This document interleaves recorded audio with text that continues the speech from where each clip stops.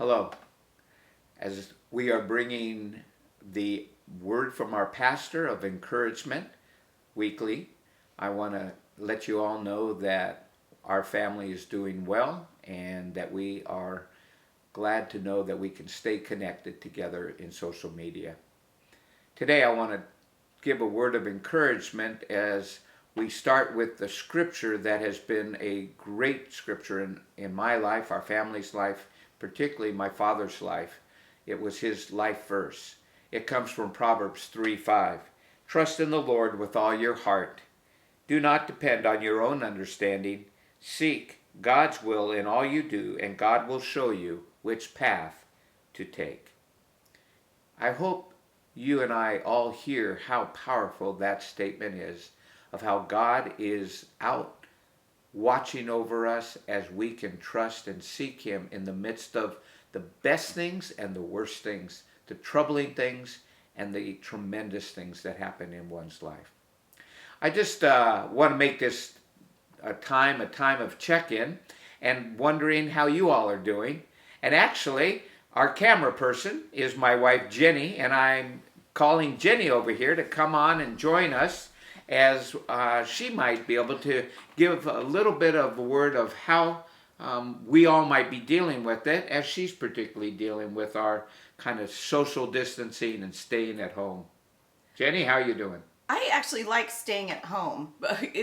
I'm sort of a homebody, so it's good for me. But I do want to say that last week I was feeling like this was all an overreaction. And this week, as I'm learning more about how this virus is transmitted, I'm realizing how important it is that we stay home and that we care for our loved ones by respecting the whole social distancing thing. So, yeah, it's been good. Good, thanks for sharing that. I'm sure that many can relate with that. You know, how serious should we be taking it? But I think now we all know it's a pretty serious thing, and we need to all do our best to kind of go along with what the plan is to try to keep us healthy and whole and get through this time, this crisis. How should maybe one or a family respond in these times? What should our week look like? Our days look like? What do you think, Jen? Well, let's see. One of the things I'm doing is making sure that I connect with my family. We're so grateful that our kids FaceTime with our grandkids, so we get to talk to them every day. And one of the things that the facility that my dad's in, my dad has dementia, and they bring him an iPad and allow me to talk to him that way. He still doesn't really understand why I can't come and see him, and also Mark's mom too. But it's been important to check in with him weekly and let him know that I still care about him and that kind of thing. And we're doing that with our greater family and friends too.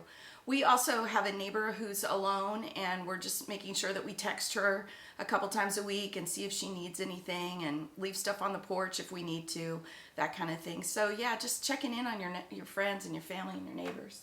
That's that's good. Yeah, I think that's the probably the thing I want to leave us with today is that we think about in our response how we might live in these times, and what you're doing with your father, and as you just shared, even with our neighbor and all of that. I think the truth is that there's a sense of people could really feel a bit lonely, and loneliness brings on depression and fear. Yes. And so I think that what we can be doing, and I'd encourage all of us to do, is think about the neighbors that we are around. And if we have any neighbors in that age group where they need not to be going out and getting groceries or other things, their needs for their medical assistance, etc. And if we have someone in our home or somebody we know we could call that could go and assist them and maybe get their things that they need, leave them at the door, keep social distancing together, I think that could really help. Because I think loneliness is something that we can battle and actually bring victory to. One of the things that the church is doing is myself and then our office manager Maria right now, and even Amanda last week, our office assistant, has been calling different members of our church And that's what we're set on doing again this week, is to get through the list. I'm going to be doing A through L. Maria is going to be doing M through Z. And then we're going to flop and check on it. My goal is to call and pray with you. And if I don't get you and I get a voice message, then I'll just have a prayer on that voice message. If I can't get an answer, I'm going to use email if you have one. So we're just going to try to help fight against the idea that loneliness is going to conquer us during this time. You got to know, somebody like me, being cooped up in one place is not easy, and Jenny is regularly hiding my keys so that I can't go out.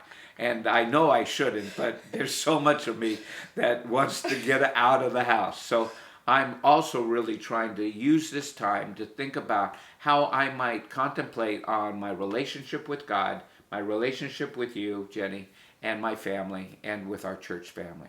We just want you to know we love you. We love you. And God bless. Remember, in the midst of it, John 10:10, I've come to give you life and give it to the fullness, a full life. May God bless you today.